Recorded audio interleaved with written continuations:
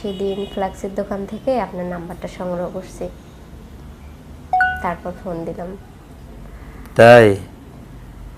আচ্ছা, এখন আপনার জন্য আমি কি করতে পারি একটু বলবেন? যারা অজুহাত দেখে চলে যায় আমার জন্য কিছু করা লাগবে না, জাস্ট আমি আপনাকে এতটুকু বোঝাতে চাচ্ছি যে আপনার সব আমি ফলো করি, আপনি কীরকম আছেন, কী খাচ্ছেন, কোথায় যাচ্ছেন, মানে আপনাকে ছাড়া আমার এক বিন্দু ভালো লাগে না।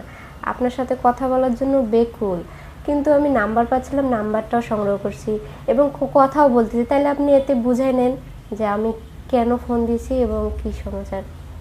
ও তাই? সো আমি একটা জিনিস মানে বোঝানো পারবো না আপনাকে, সেটা হলো যে আসলে আপনার মানে ব্যক্তিত্বভাবে, আপনার ব্যক্তিত্বভাবে, ঠিক আছে?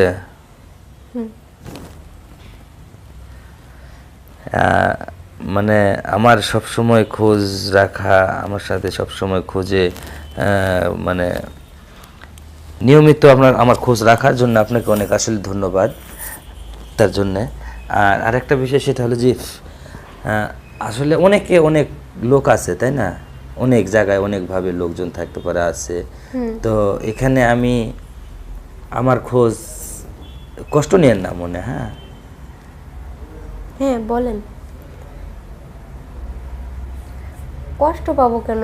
আপনি বলেন, আপনি যাই বলেন আমার তাই ভালো লাগে, আপনি না, বলেন। আমি বলছিলাম যে আপনি এত কিছু থাকতে, এতজন থাকতে আর করতে আমাকে আমার খোঁজ রাখতে হবে বা আমার মানে আমাকে মিস করেন আপনি, একটু মানে কথাটা পরিষ্কার করে বললে ভালো হতো না?